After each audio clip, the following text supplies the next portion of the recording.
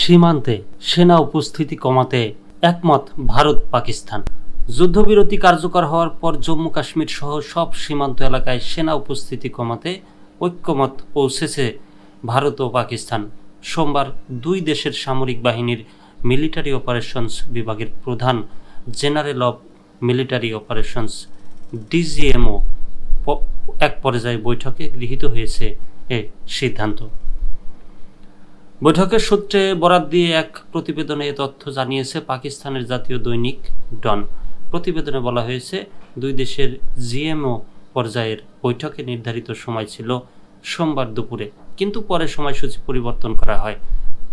পরিবর্তিত সময়সূচি অনুযায়ী সোমবার বিকাল 4:30টার দিকে বৈঠকে বসেন পাকিস্তানের ডিজিএমও এবং মেজর জেনারেল কাশিফ আবদুল্লাহ এবং ভারতের ডিজিএমও এবং লেফটেন্যান্ট জেনারেল রাজীব ঘাই। সেখানেই সেনা উপস্থিতি হ্রাসের ব্যাপারে একমত হন তারা। প্রায় 45 মিনিট স্থায়ী হয় এই বৈঠক শেষে এ সম্পর্কে কোনো বিবৃতি দেয়নি ভারত কিংবা পাকিস্তান কেউই। তবে বিভিন্ন সূত্রে জানা গেছে, আপাতত জম্মু কাশ্মীর এবং ভারত সীমান্তের অন্যান্য সীমান্ত এলাকার নিরাপত্তা ও ব্যবস্থাপনার দায়িত্বে থাকবে ভারতের সীমান্তরক্ষী বাহিনী বর্ডার সিকিউরিটি ফোর্স এবং পাকিস্তানের সীমান্তরক্ষী বাহিনী রেঞ্জার্স। সীমান্তে সেনাবাহিনীও থাকবে, কিন্তু সংঘাত পরিস্থিতির সৃষ্টি না হলে তারা সামনে আসবে না।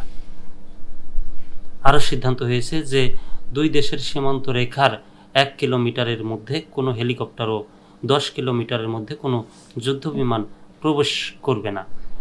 পেহেলগাম হামলাকে ঘিরে সৃষ্ট উত্তেজনা এবং তার জেরে 7 মে থেকে 10 মে পর্যন্ত সংঘাত চলার পর যুক্তরাষ্ট্রের হস্তক্ষেপে যুদ্ধবিরতিতে সম্মত হয় পরমাণু শক্তিধর দুই প্রতিবেশী দেশ। যুদ্ধবিরতি কার্যকর হওয়ার পরেই প্রথম ভারত পাকিস্তানের সামরিক পর্যায়ের বৈঠক হলো।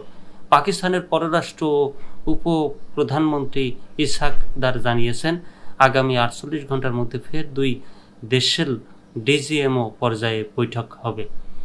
প্রসঙ্গত, গত 22 এপ্রিল ভারতের জম্মু কাশ্মীর রাজ্যের অনন্তনাগ জেলার পেহেলগামের বৈশরণ উপত্যকায় হামলা চালিয়ে 60 জন পর্যটককে সক্রিয় রাইফেল দিয়ে হত্যা করে একদল সন্ত্রাসী।